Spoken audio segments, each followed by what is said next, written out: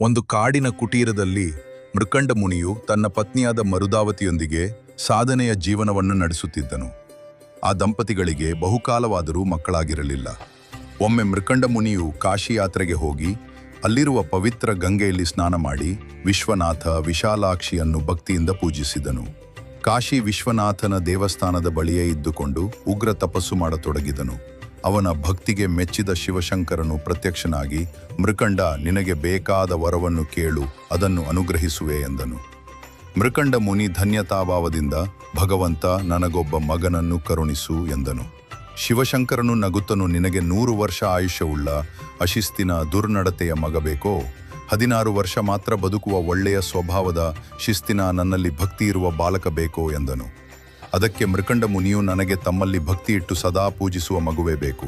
ಅವನು ಅಲ್ಪಾಯುಷಿಯಾದರೂ ಚಿಂತೆಯಿಲ್ಲ ಎಂದನು.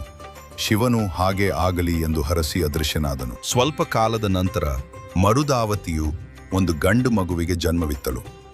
ಮೃಕಂಡ ಋಷಿ ದಂಪತಿಗಳು ಸಂತೋಷಪಟ್ಟರು.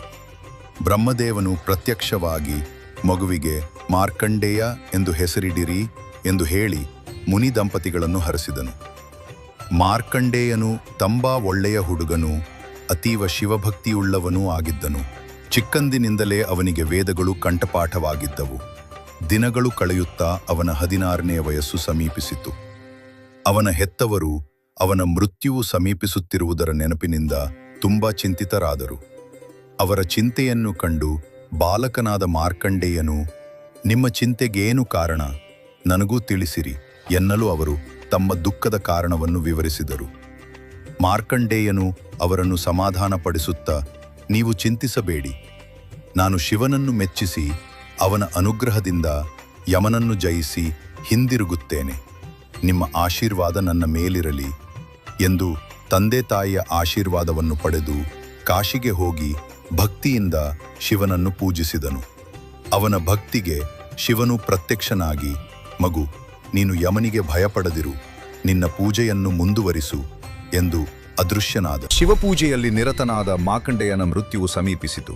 ಆಗ ಅವನ ಬಳಿ ಬಂದ ಯಮದೂತರು ಹೆದರಿ ಹಿಂದಿರುಗಿ ಯಮಧರ್ಮರಾಯನ ಬಳಿ, ಸ್ವಾಮಿ, ಮಾರ್ಕಂಡೇಯನ ಬಳಿ ಹೋಗಲು ನಮಗೆ ತುಂಬಾ ಹೆದರಿಕೆಯಾಗುತ್ತಿದೆ ಎಂದರು. ಆಗ ಯಮನು ತನ್ನ ಮಂತ್ರಿಯಾದ ಕಾಲನನ್ನು ಕರೆದು ಮಾರ್ಕಂಡೇಯನ ಪ್ರಾಣವನ್ನು ತೆಗೆದುಕೊಂಡು ಬರಲು ತಿಳಿಸಿದನು. ಆದರೆ ಆತನಿಂದಲೂ ಶಿವಪೂಜಾನಿರತ ಮಾರ್ಕಂಡೇಯನ ಪ್ರಾಣಹರಣ ಮಾಡಲು ಆಗಲಿಲ್ಲ. ಆಗ ಯಮನೇ ಬಂದು ಕೋಪದಿಂದ, ಮಾರ್ಕಂಡೇಯ, ನನ್ನೊಂದಿಗೆ ಬಾ ಎನ್ನಲು ಮಾರ್ಕಂಡೇಯನು, ನಾನು ಬರುವುದಿಲ್ಲ ಎಂದು ತನ್ನ ಪೂಜೆಯನ್ನು ಮುಂದುವರಿಸಿದಾಗ ಯಮನು ಮೃತ್ಯುಪಾಶವನ್ನು ಎಸೆದನು. ಆ ಪಾಶವು ಮಾರ್ಕಂಡೇಯ ಪೂಜಿಸುತ್ತಿದ್ದ ಶಿವಲಿಂಗದ ಮೇಲೆ ಬಿತ್ತು. ಶಿವಲಿಂಗದಿಂದ ಶಿವನು ಪ್ರತ್ಯಕ್ಷನಾಗಿ ಯಮನನ್ನು ತಡೆದನು. ಮಾರ್ಕಂಡೇಯನು ಶಿವನನ್ನು ಸ್ತುತಿಸತೊಡಗಿದನು. ಅವನ ಭಕ್ತಿಗೆ ಮೆಚ್ಚಿ ಶಿವನು ಆಶೀರ್ವದಿಸುತ್ತಾ, ನೀನು ಎಂದೆಂದೂ 6 ವರ್ಷದ ಚಿರಂಜೀವಿಯಾಗಿ ಬಾಳು ಎಂದು ಆಶೀರ್ವದಿಸಿದನು.